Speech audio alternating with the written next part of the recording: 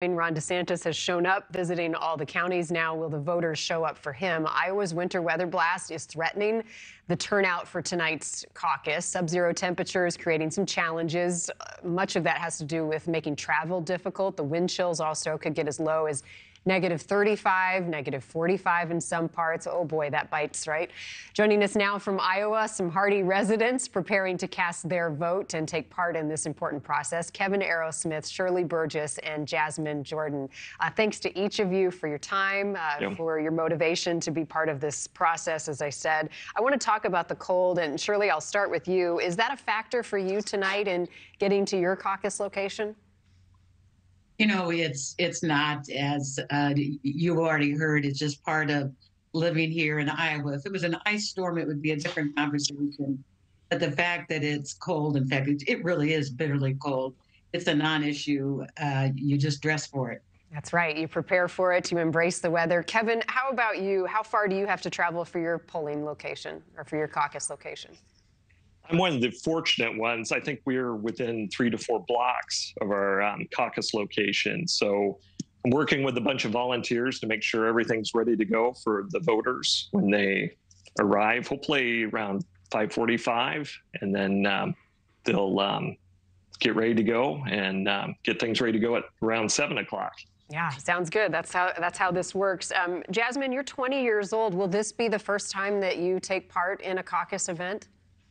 Yes, this will be my first time participating in the caucus, and I'm very excited for it tonight. And why is that? What are you most looking forward to, and what are your expectations?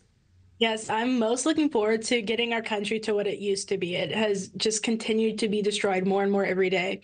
And especially being a conservative college student, you know, we're constantly attacked on campus. I serve as the chairwoman of Young Americans for Freedom. Our posters are always torn down. People try to shout down and protest our speakers. So I'm looking for a president who will continue to protect and uphold the First Amendment rights for conservative students on campus and throughout our nation. Shirley, how about you? What are the issues that have been most important to you as you listen to these candidates go door to door in your state? Well, I've not had any door-to-door experience. You know, I got my intel primarily, really started at the Iowa State Fair, where each of the candidates that at least remain, viable here in Iowa, we had a chance to be 10 feet away from them and see them and hear them early on in the campaign. So between that and the media, they have, and I'm really leaning more towards Haley at this point, because it is about the economy. It is about the border and securing national and foreign security. Those are really my top issues right now. So real quickly, Shirley, I'm going to stay with you for a moment since you brought up that you're leaning towards Nikki Haley. Were you undecided going into this primary, and what is it about the other candidates that has left you thinking Haley may be the person you'll support? Yeah, when we started this, when I left the Iowa State Fair, we had 4. It was Vivek and Scott and Haley and Pence. And from there, we narrowed it down to, we meaning my husband and I, to really Haley and Pence. Even though we've been Trump supporters all along. And Haley just is more, there's probably one sticking point I have with Haley, and it's where she is on abortion rights. But I just really think she is spot on, has the experience to figure things out for us and what our role should be, for sure, in the Middle East. And I think she's got a solid plan and will take immediate action on the border, and knows how to fix the economy based upon her experience and the results that she had as a governor in South Carolina. One more question for you, Shirley, and then Keven and Jasmyn, I promise I'm going to ask about what you're thinking on some of these candidates. But you mentioned that you had supported Trump. Why not support him now? What changed your mind? Well, part of it is time for a new leadership.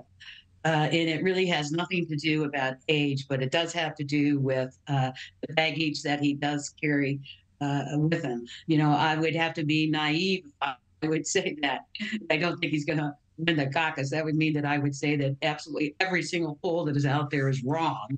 that has him coming in first. But my biggest concern is that it is going to be divisive not only of our party, but bring out all of the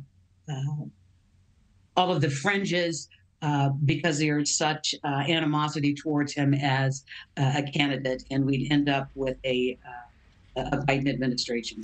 Thank you for watching. Go to newsnationnow.com to find NewsNation on your television provider. And don't forget to click the red subscribe button below to get more of NewsNation's fact-driven, unbiased coverage.